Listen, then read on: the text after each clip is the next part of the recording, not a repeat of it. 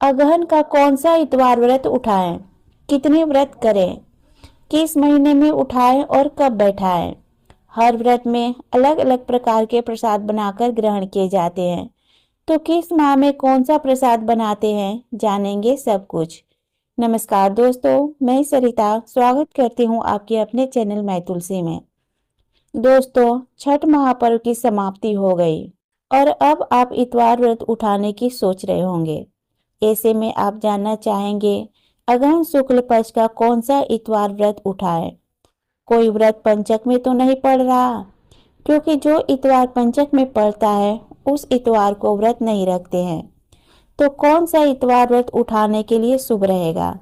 इतवार व्रत हम ग्रह कटने के लिए, संतान प्राप्ति के लिए अथवा रोगों से मुक्ति पाने के लिए भी करते हैं। बहुत जगहों पर इसे छठ व्रत के बाद करना अनिवार्य होता है। कुछ लोगों का कहना होता है कि छठ के बाद इतवार व्रत रखना अनिवार्य होता है, वरना छठ पूजा का पूर्ण फल नहीं मिलता। पर कहीं कहीं इतवार व्रत रखना अनिवार्य नहीं होता। अगर आप छठ के बाद इतवार व्रत रखना चाहें तो रख सकते हैं, या अगर आपने छठ व्रत किया है और इतवार व्रत रखने में सक्षम नहीं है तो नहीं भी रख सकते हैं। या फिर आपने छठ नहीं किया और इतवार व्रत रखना चाहते हैं तो भी आप इतवार व्रत रख सकते हैं। इसमें कोई दुविधा वाली बात नहीं है। इस व्रत को हम अगहन माह के शुक्ल पक्ष के इतवार को उठाते हैं और बैसाख माह के शुक्ल पक्ष के इतवार को सूर्य देव को अर्घ्य देने के साथ व्रत का समापन करते हैं अथवा इतवार व्रत बैठाते हैं। कुल मिलाकर यह व्रत 6 मास का होता है, लेकिन 5 इतवार व्रत ही रखते हैं। या फिर आप चाहें तो 2 भी इतवार व्रत रख सकते हैं। अगहन के शुक्ल पक्ष में इतवार उठाएं और बैसाख माह के शुक्ल पक्ष में अर्घ्य देकर बैठा दें।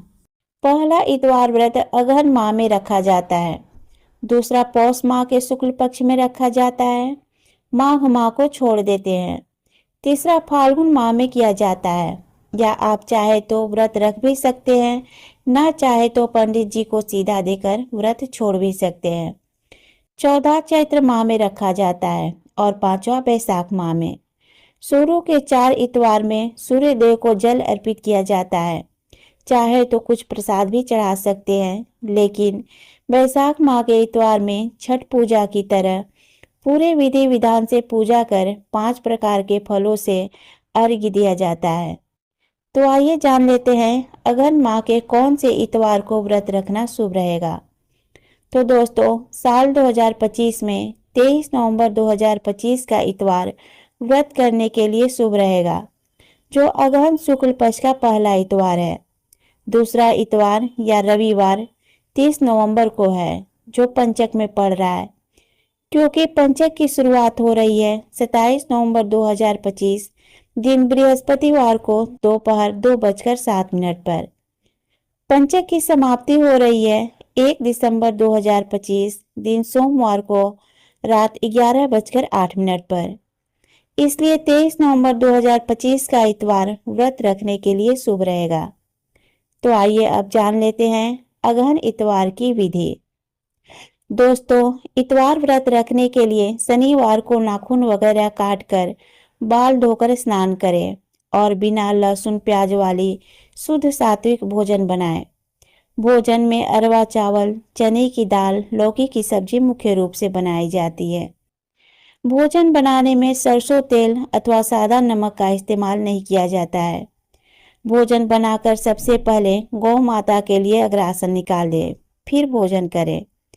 अगले दिन रविवार को घर के सारे काम निपटाकर उसके बाद जब सूर्य देव पश्चिम दिशा की तरफ चले जाएं, यानी 12 बजे के बाद स्नान करें। अगर संभव हो तो गंगा जी या किसी नदी सरोवर में भी स्नान कर लें, वरना घर पर भी स्नान कर सूर्य देव को जल अर्पित करें। इसके लिए तांबे के लोटे में जल भरें। गंगाजल हो तो थोड़ा सा गंगाजल मिला लें। जल में थोड़ा अक्षत डालें, लाल सिंदूर, लाल गुड़हल का फूल डाल लें। इस तरह से जल देना शुभ माना जाता है। इसके बाद आप रोज की तरह सभी देवी देवताओं की पूजा कर लें। इसके बाद आप एक बार मीठा भोजन करें। अगहन के इतवार में गाय के दूध के साथ नया धान का चूड़ा गुड़ खाया जाता है। भोजन आप एक बार ही करें।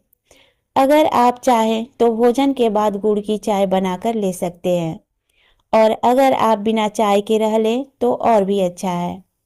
पर जो भी खाएं एक बार बैठकर ही खाएं, बार बार मुंह जूठा नहीं किया जाता है।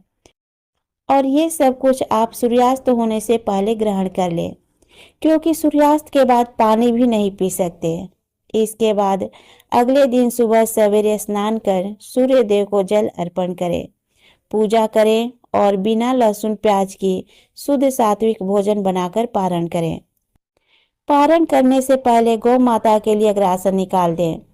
अगर गौ माँ मिल जाए तो उन्हें अपने हाथों से खिला दें, वरना जहाँ चिड़िया पंछी खा जाए उस जगह पर रख दें। इस तरह से अगहन का इतवार व्रत करके सूर्य देव का आशीर्वाद पाएं। इसी तरह से पौष माह में कौन सा इतवार व्रत रखें, व्रत में किस चीज़ का प्रसाद बनाकर खाएं, जानने के लिए चैनल को सब्सक्राइब कर लें, ताकि अगली आने वाली वीडियो का नोटिफिकेशन आपको मिलता रहे। जानकारी अच्छी लगी हो